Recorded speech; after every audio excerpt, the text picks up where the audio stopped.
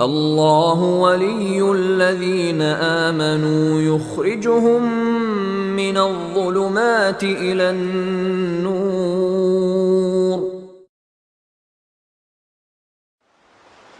الله أكبر الله أكبر الله أكبر الله أكبر.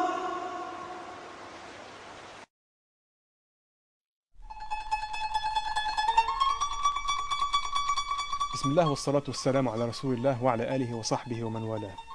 Our Prophet Muhammad alayhi salatu wassalam, when he was about to send Mu'adh ibn Jabal to Yemen, he gave him a comprehensive advice, something that he will use over there when he leaves the land of Islam into a new land altogether. So he said to him, and I will translate, اتق الله حيثما كنت وأتبع السيئة الحسنة تمحها وخالق الناس بخلق حسن. And the hadith is narrated by Tirmidhi. He said to him, have taqwa of Allah subhanahu wa ta'ala wherever you go, and follow the bad deed with a good deed that will erase it, and when dealing with people, practice the best of manners. What is taqwa?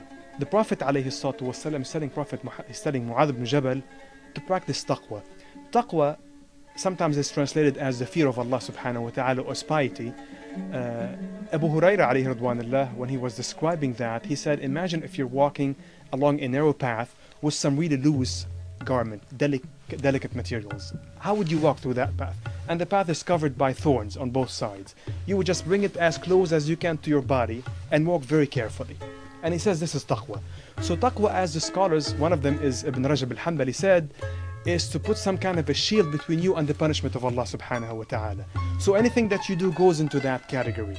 When you do an act of obedience to Allah subhanahu wa ta'ala, when you stay away from the prohibitions of Allah subhanahu wa ta'ala, it goes into taqwa.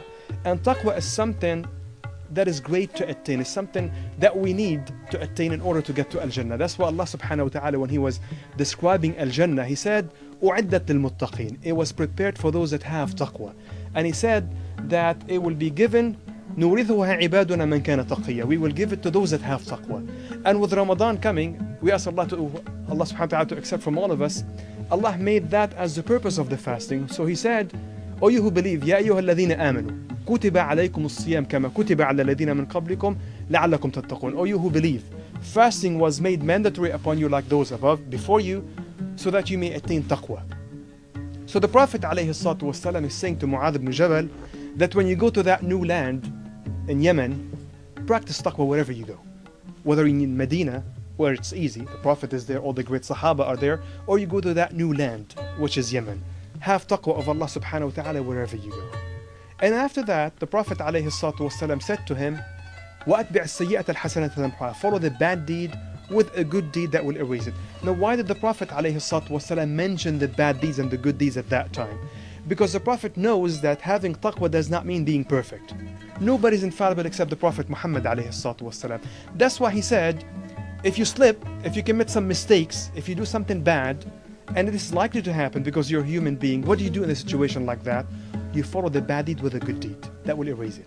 Because very often we think, if I do something bad, then we feel really so bad about it ourselves that we stop doing the good deed sometimes. How can I stand before Allah subhanahu wa ta'ala? I just did this yesterday. I just looked at haram. I'm not saying that we should do that, but what I'm saying, if it happens, the way to deal with it is to return to Allah subhanahu wa ta'ala and to do more of the good deed, not more of the bad deed. So you do not follow a bad deed with another bad deed. I looked at haram, so I will stop praying. No.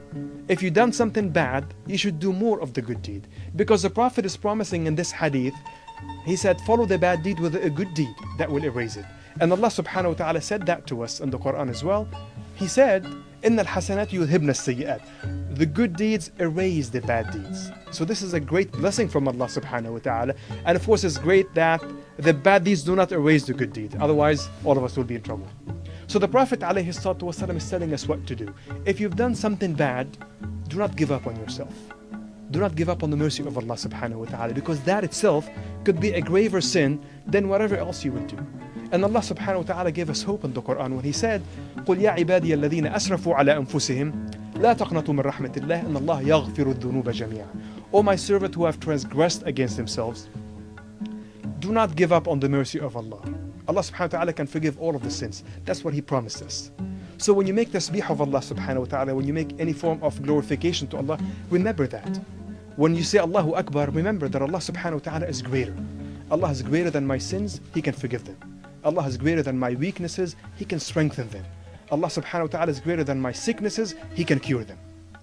And then after that, the Prophet ﷺ said, وَخَالِقِ النَّاسَ بِخُلُقٍ حَسَنٍ. Then when you're dealing with people, all the people, Muslims or non-Muslims, express the best of manners. Why did the Prophet mention that? As if to indicate to us that this is part of taqwa.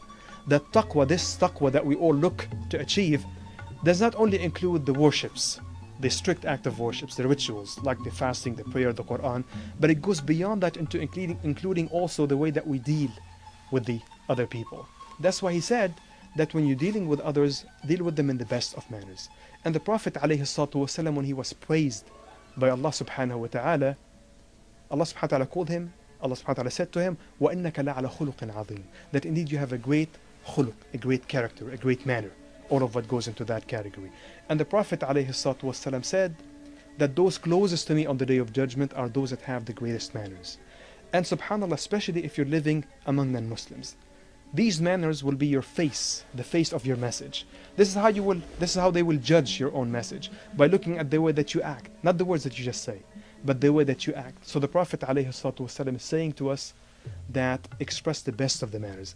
Again, this is not just for the purpose of da'wah, but for all other purposes as well, because this is the essence of the deen. Again, the Prophet ﷺ said, have taqwa of Allah subhanahu wa ta'ala wherever you go, follow the bad deed with a good deed that will erase it, and express the best of manners when dealing with other people. We ask Allah subhanahu wa ta'ala to help us recognize the truth and help us follow it. And we ask Allah subhanahu wa ta'ala to help us recognize the evil and help us avoid it. جزاكم الله خير والحمد لله رب العالمين. السلام عليكم ورحمة الله.